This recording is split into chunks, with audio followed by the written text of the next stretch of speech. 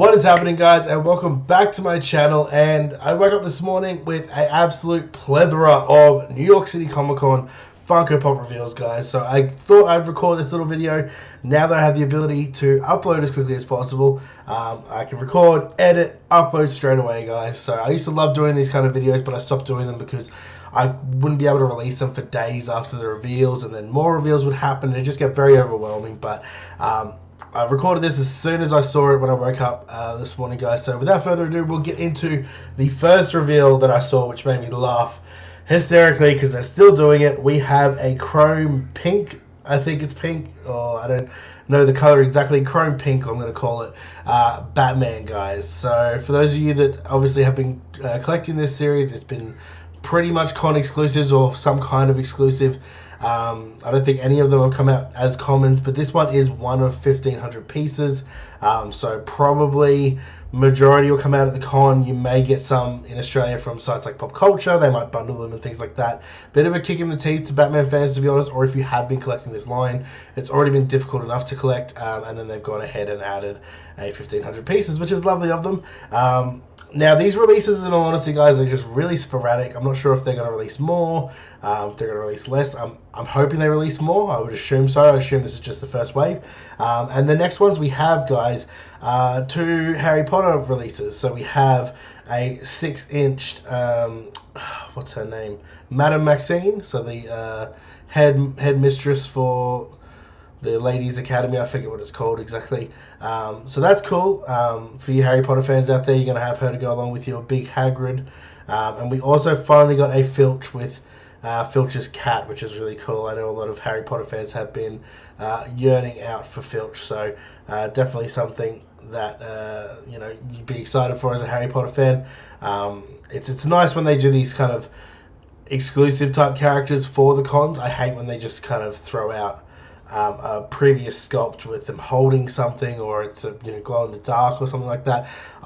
What cons for me are about is getting exclusive characters that you don't usually see in a common release. So whether they be one-off characters from a movie or a TV series or anything like that. I think that's what Funko should be doing, and that's what the fans really want to do. So glad to see that they're keeping with that with Harry Potter. The next one we have, coming right off the back of season 3 and how successful that was for Stranger Things. I think her name's Susie from Stranger Things. So Dustin's girlfriend that he radios to in the series. So this is like exactly what I said with the Harry Potter ones, guys. Exactly what I expect from Funko. I like when they do these one-off kind of characters that, she was in like one episode. She may obviously become more of a mainstay in season 4. We're not 100% sure, but she's an interesting, unique character that we only saw a few times. But if you're a Stranger Things fan, that little scene where she's singing along with Dustin, like that's what we want to see. That's a great little addition to your Stranger Things collection. So that one's coming out for New York City Comic Con. The next one we got was Game of Thrones, and again, I know New York City Comic Con is quite small, but these reveals are only usually about 1 or 2 pops per series, I guess, which is quite odd. The Funko usually do maybe 2 or 3 per little section, but we've got Game of Thrones. We finally get a Missandei, so Game of Thrones fans will be wanting to add this to their collection. Spoiler if you haven't seen the last season of Game of Thrones, unfortunately she does die, so but she was a very pivotal character in the last few seasons, and she is, for me, kind of the turning point of Daenerys deciding to kind of go haywire on the whole city. So definitely a pop that you guys will want to pick up. In terms of sculpt wise and everything, she looks like Missandei, so they've done that right.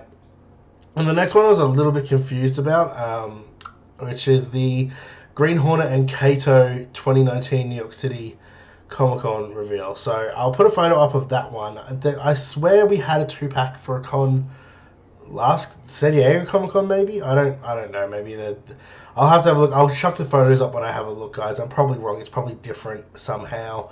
But another 2-pack if you're a Green Hornet fan, great. I've never been a big fan of Green Hornet, so doesn't really bother me. The next one we got, guys, is Doctor Who. I don't know anything about Doctor Who. This guy looks kind of cool, but looks like he's got a bunch of marshmallows stuck to his face. I don't exactly know what the character looks like. I'll probably have a look. Jesus Christ. And see exactly what the character looks like and see if they've done a good job. I mean, if you're a Doctor Who fan, you're probably going to want this. I would assume he's probably some kind of offside character. I don't assume it's a Doctor, because I would assume, I don't know. I don't watch Doctor Who, guys, so I'm just speculating. We also got a release for Community, which is Britta, which I'm surprised. I don't know if Community... I'm pretty sure Community have had a regular release, and if they have, I don't know why Britta wasn't in it in the first place. I'm not a big Community fan. I watched the first season. Thought it was okay. Wasn't my favourite series or sitcom, in all honesty. But Britta was the main character, so if we haven't already had Britta in that series, then it's good that they're including her. The next ones is a HannaBarbera 2-pack. I don't know these characters. I mean, I'm not even going to try to pretend like I know these characters. What are they called? We've got Clyde and Professor Pat. So these are obviously, the HannaBarbera line is definitely made for kind of 70s, 80s kids that grew up watching these cartoons. So a bit past my generation, unfortunately. So I never really grew up with HannaBarbera. The most HannaBarbera I ever got was Scooby-Doo. And that's because I think Scooby just lasted a bit longer than other HannaBarbera cartoons. But yeah, if you're a HannaBarbera fan, we're getting that 2-pack, which, I mean, good for you if you are. We're also getting HR Pufnstuf. We're getting Clang, Cling, and Witchy Poo. Again, I have no idea what H&R Pufnstuf is. Give me one. I'm going to have a look. HR Pufnstuf is a children's television series that I've never seen. So yeah, quite interesting. If you're a fan of that kids show, I'm sure you're going to be impressed by this. The next one was a really random release, which is 2001: A Space Odyssey. I mean, the pop looks really cool. I'll give them that. But it's just kind of a weird one. We got Dr. Frank Poole from I think it's a movie. Again, I've got no idea. I probably should have a look at that, because I'm kind of into space and that kind of stuff, and I've never seen that before. But the pop itself looks cool. And this next one, while we're on that kind of similar kind of train of thought, we have an awesome Back to the Future pop, guys. We have Marty McFly in his how do I explain it? His like alien suit thing that he dresses up in. To pretend to, I think it's like to pretend to convince one of the kids that he is like an alien, and he's just kind of like in futuristic stuff, and he puts his headphones from his Walkman on and turns it up. You guys know the scene that I'm talking about if you've seen Back to the Future. Really cool looking pop. Any Back to the Future fan is going to want to add that to their collection, and I'm excited that they were able to do that. The next one we have is Killer Clowns from Outer Space. Again, another like I don't know if it's a show or a movie or what it is, but I'm completely have no idea what this is from. Give me a second. Killer Clowns from Outer Space is a 1988 American science fiction horror comedy film. There you go. So if you like clowns or you don't like clowns, probably a good horror film for you. But I mean, the pop itself is of a killer clown, and I mean, it's a sick looking pop. I love clowns. I love designs of clowns, and this guy looks scary as shit. If I saw him walking down a dark alley, I would not want to be crossing him, that's for sure. So I guess if you're a big fan of that movie, or you just like clowns in general, that's a cool little release. Again, like Funko are good at doing these kind of one-off random releases that no one expects. Another one that I have no idea about is June. We have Fade Rotha. Again, I assume that's a movie. I've got no idea. If you're a fan of that, then maybe you'll like that and be really, really into that. But the next one, guys, I definitely know, and probably the one I'm most excited for. I probably won't pick it up because I'm trying to cut back on my collection, and I don't really need them. However, it's Buttman and Chronic. That is the coolest 2-pack you could have brought out. If you guys don't know, obviously, Kevin Smith's line of movies, I've just mentally blanked on what they call like the Clerk series and Jay and Silent Bob. Jay and Silent Bob. Why did I mental blank on that? If you guys have seen Jay and Silent Bob and that whole series, you'll know about Bluntman and Chronic, and it's I don't know. I don't really need them, but I mean, I'll probably pick them up. Let's be fair. The last thing I really need is more pops, but they're cool. I can't complain. I'm not gonna try and sugarcoat it. I will probably pick them up just as a random 2-pack to have. Again, we got some more Scott Pilgrim stuff, guys. We always get Scott Pilgrim at con season. There's obviously someone in Funko that absolutely adores that series. I mean, I love the movie. It was a good movie. But we're getting these little what are they called again? They're the little character things that look like babies that Funko are doing at the moment. So no pops exactly. 5 stars, that's what they call 5-star figures. So we get a Scott Pilgrim, Knives Chow, and Ramona Flowers as 5 stars. I mean, they're cool little figures. Again, I think Funko, if they had released all these kind of stuff when they first started, they'd be more appealing, because I think these kind of figures are cool. I like that they come with little accessories and things like that. It's just once you've started doing a collection of miniature-sized collectibles, I don't want another collection of miniature-sized collectibles. I don't care what the fandom is. To me, there's no point. It's like having 10 statues of Iron Man. Like, if I've got one statue, why do I need another one? I'll take a pop of Iron Man and a statue of Iron Man, because they're two completely drastically different things. But I mean, hey, if you decide to collect these 5-star figures, they are, it's a cool little set. They come with, like I said, Scott comes with his sword and his guitar, Ramona with her mallet and her, I think it's like a flask handbag thing that she has, and knives, obviously with knives. So, I mean, it's a cool release. I can't really complain about that, or make any kind of judgment if you want to collect those figures. I'm rambling on at this point. Like, if you want to collect them, go ahead. This is exactly what I'm saying. The next one we got is Keith Haring, who, again, I don't know who this is. We're gonna have to Google half this stuff. Is an artist. There you go. Was an American artist who's pop art and graffiti. There you go. So that we get an artist of Keith Haring. Like, I don't know, Funko. I mean, I guess they're obviously releasing a bunch of artist line from what I can see of this next few releases. Because the next one we have is Jean Michael Basquiat, who I assume just from that name is an artist. Yep, he's an artist. So I'm not big into like arts and I'm not big into art. I'm not big into artists as per se. So I don't have a lot of knowledge of these people. But hey, I mean, if you want to collect artists, I guess that's a cool thing. I guess some people look at artists the same way they look at musicians and actors. Like, they're definitely still artistic individuals, so I guess there's a market for it. I mean, if you're going to release it as a con exclusive, I guess it's probably the better way to do it, because it means you can do a limited run. If they don't sell, it's not the end of the world, because you're not putting them into a common manufacturing process. So so my smarter Funko to do it for those little fans that want them, I guess. We also got Edgar Allan Poe, who I do know of purely because of The Simpsons.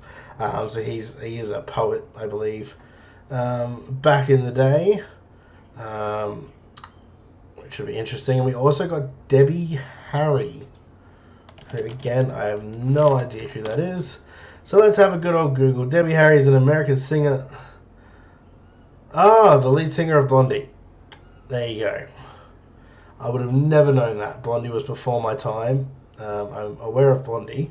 But we get Debbie Harry. I don't know why she's standing there with her hands on her hips and why she wouldn't be holding a microphone or something. But hey, that's obviously where we're going to go with that for some reason. And I think this is the last from memory. Last release, but certainly not the least release, if that even makes any fucking sense, which it doesn't. We have the Marvel range. So we did get, obviously, Batman released for DC, but I would like to think they're doing more DC than Batman. But Marvel, we've got a few different interesting ones here. I like that they're doing, because it's Marvel's 80th anniversary, they're doing these classic characters in classic comic book form. I think this should have been done a long time ago. Comic fans have been calling out for it. DC have been doing a good job. I mean, Funko have been doing a good job with DC in terms of rolling classic characters out. So we get a Captain Marvel, Nick Fury, and Miss Marvel, all classic design characters for that Marvel's 80th anniversary. We also get a pop that ever since Endgame finished, people have been shouting out for, which is a Tony Stark with the Infinity Gauntlet, which is, you know, a great little one to add to your collection. You know, we all know how that ends. If you don't by now, I'm not going to spoil it, because there may be some people out there that haven't seen Endgame. And we also get a Stan Lee appearance from Marvel Guardians of the Galaxy 2, where he's in his space astronaut kind of gear as part of that collection as well. And the last one is the Dark Phoenix Pop and Tea collection, which is kind of like this kind of three-tone red, orange, and yellow Dark Phoenix Pop. The t-shirt looks really cool. And then the box looks even fucking cooler. It's like looks like if you turn it side on, it looks like a bunch of comics, which is really cool. I'm not a big fan of when they do these pop and tea combinations, just because they're usually really hard to get in Australia. They're usually the Funko shop or something like that. And not only that, so you've got to spend not hundreds of dollars, but, you know, close to about $100 by the time you buy it in US currency and then ship it over to Australia. You also risk the boxes getting smashed, because international shipping is always a pain.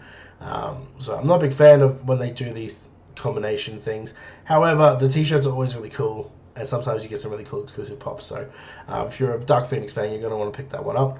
But that is the end of wave one, guys. That was a massive wave. This video went for a lot longer than I thought it would. But let me know down in the comments below what you're most excited for in New York City Comic Con.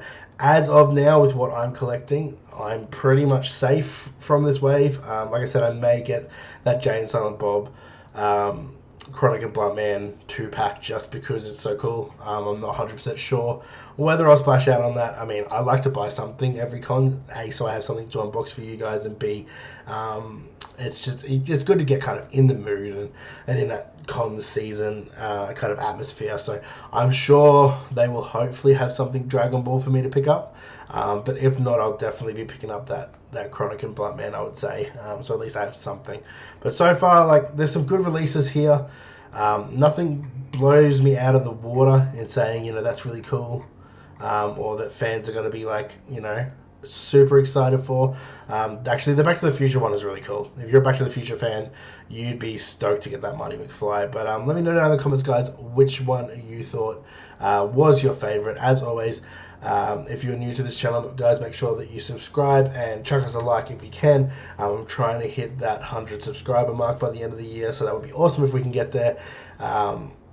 If you haven't checked out my latest video, go check that one out, guys. It's just a San Diego Comic Con unboxing, actually. That's how long ago it was that I should have uploaded it, but gives you a bit of background as to what all this stuff behind me is, and kind of where I'm going with the channel and everything, guys. But as I said in that video, I'm back uploading as regular as possible. I don't have any kind of upload schedule, but now that I have proper internet, guys, I'll be able to get these videos out a lot quicker and a lot faster to you. So stay tuned for more content, and no matter where you are in the world, I hope you're having a fantastic day, and I shall catch you guys next time.